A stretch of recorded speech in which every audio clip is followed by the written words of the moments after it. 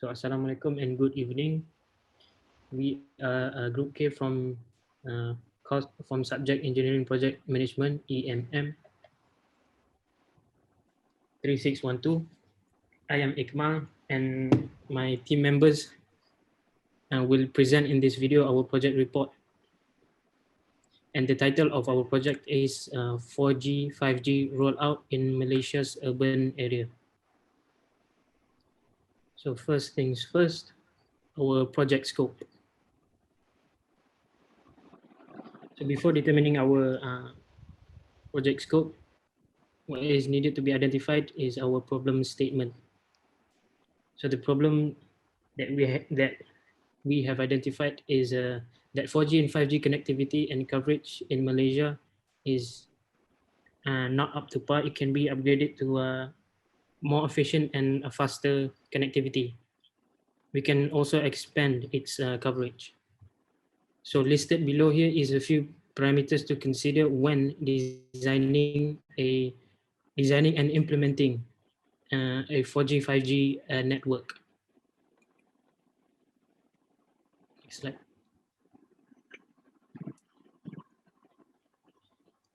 So with that done, the scope of the project is basically planning, designing, and development of 4G 5G network rollout in urban areas.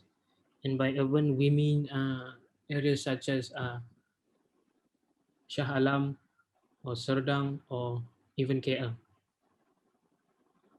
So again, the purpose of this project is to provide a faster and more efficient mobile data connectivity and also expand its coverage. So a little bit about the project. The total duration will be 15 months with the budget not exceeding 30 million ringgit. So what we plan to achieve in the early phase of the project is the expansion of 4G coverage. And we also plan to achieve a fixed broadband speed of no less than 35 megabit per second. So the milestone of this project is the completion of construction and tests of the 4G 5G network connection. And by construction, we mean, for instance, the antennas or the substations or the cables and for the 4G and 5G network.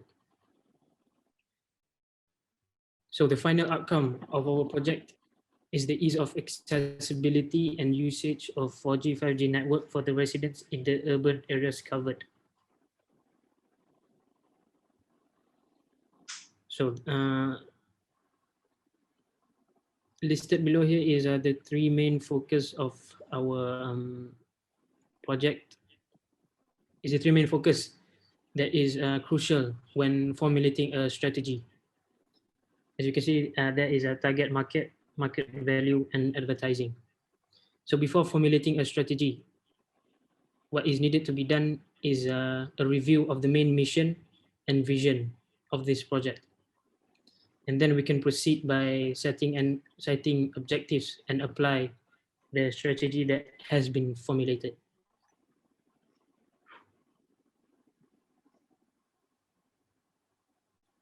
So shown here is the three main focus that is needed to make this project work. So for market evaluation, our aim is to set a lower price compared to competitors. So in turn, we create a higher probability to be selected in an open tender. And that leads us to advertising. We plan on creating a company profile where we display our expertise and profession, also the skills, services, and products we offer. And with that, we submit a tender in response to main tendering procedures employed by both the government and private sector, and in hope that we will be one of the subcontracting companies selected for the expansion and the upgrade of 4G 5G network in urban areas. Now I'm going to take over the presentation. Next slide.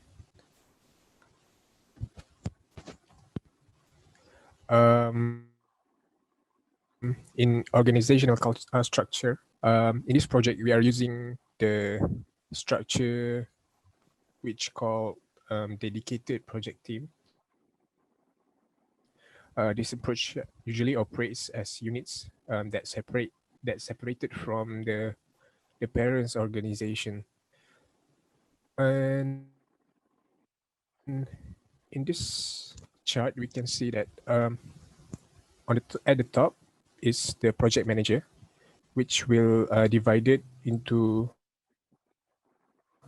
four sub-teams, which is procurement, finance, technical, and also administration.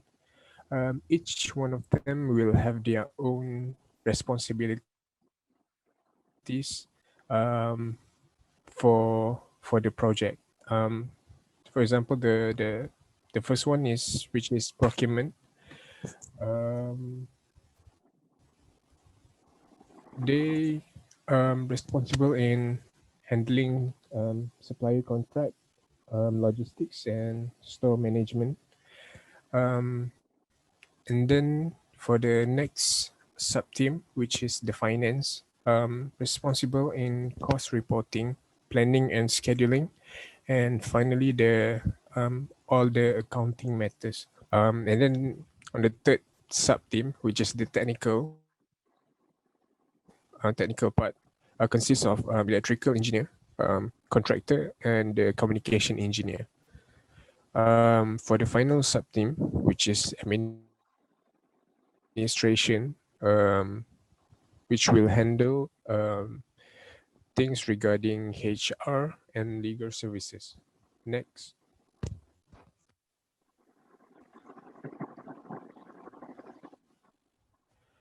Next I will talk about the project costing. For the based on the table one, we can observe the direct cost for this project. Usually the components that are needed for at least the size of 4,100 kilometer squared of urban area in Malaysia. Next,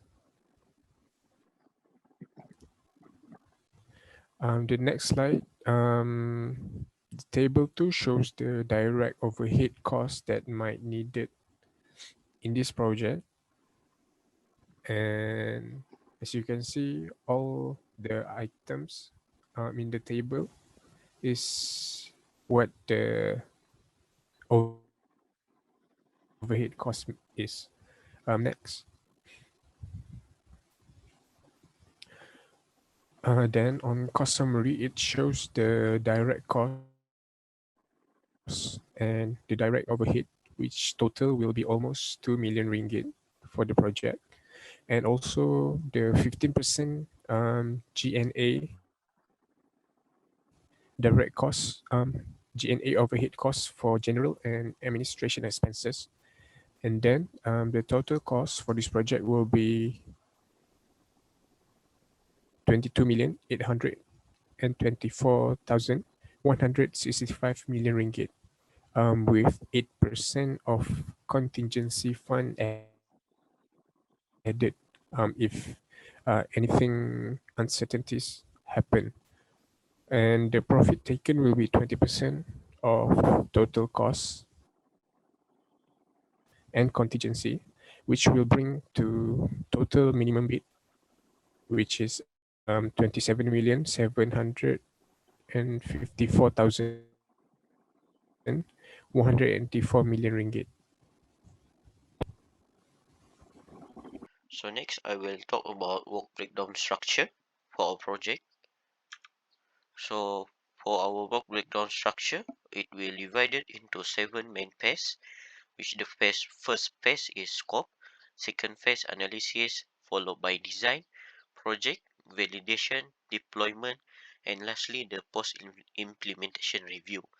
So in each phases, we consist of a deliverable, and some of the phases deliverable will will have a work packages. For example, in infrastructure, it have 4 work packages, and then in some other work packages, it will contain an activity, which for example in final deployment, it contain 2 activity after that, which is the repeat pilot and the review the result. Next is the critical path analysis or CPA. So our project critical path analysis will be analyzing project, design, validating the project, deployment, and post-implementation review. So why this is our critical part? It is because in this phase, some of the activities may have dependencies to the previous activity, which means next activity can only be proceed only after the previous activity is finished, and this always happen in the phase in some of the phases in the critical part, which causes it to become our critical part for this project. Next will be me. I will be presenting about the risk assessment of this project. Next slide. All right. Risk management in a project is crucial to the project success. Risk management is done by assessing the risk involved, and conveniently, this process is called risk assessment. Anything which can derail the project's momentum and prevent the project to achieve completion and success is categorized as a risk. Risk assessment is done to prevent risks involving the contractors, logistic partners, sponsors, as well as to ensure the project is completed on time and in budget without compromising the quality of the outcome. Next slide. In this project, risk assessment is done by utilizing a risk registry. The risk registry is supervised by project managers and project leaders who will identify risks and propose appropriate mitigation action for said risks. Moreover, a risk assessment form is used to oversee risks that may occur during or even after the construction of cell towers. Next will be the resource management of this project. Resource management is anything which can be utilized in order to achieve success and completion of the project in time. The resource needs to be managed well in order to maximize the efficiency of the project, reducing wastage. A series of pre-planning, scheduling, and allocating of resources were done during this process. Resource management ensures work is done according to budget to achieve completion of project on time. The resource management of this project is done by assessing a work package and the activity that needs to be done within a decided time period, which will be allocated by the project managers or the project leaders of said tasks. That's it from me. And I am going to present about the project procurement for this specific project. Next slide, please. So for this project, we use the best value procurement method, which is applied as it is the most suitable approach in ensuring quality. With this method, our company is allowed to consider key technical factors in addition to price in the bid evaluation process to help select a qualified vendor. And values are assigned to factors such as price, past performance, schedule, and vision. And these values are tabulated for each potential vendor, and only one will come out on top. Next slide, please. As for the delivery method, we are using the design build system, which also consists of performance warranties. As innovation and expertise are one of the many important details in our project, the design build system allows more opportunities for vendors to provide input on design and constructability issues. And as for performance warranties, it is guaranteed that the integrity of the outcome of this rollout. Next slide, please. And for the project closing, we've listed a few challenges, and one of the challenges experienced in planning this project is the development of 5G rollout, which requires high band spectrum to deliver top speed mobile data connectivity. The This is due to Malaysia's telecommunications are still in need of more low-band spectrum to increase network coverage of digital connectivity to semi-urban areas. And one of the few more challenges is that the risk of contractors delaying and the conflicts between parties involved. Lessons that will be learned after implementation of this project will be referred as a reference for future projects of this company. That's all for our project presentation, and thank you.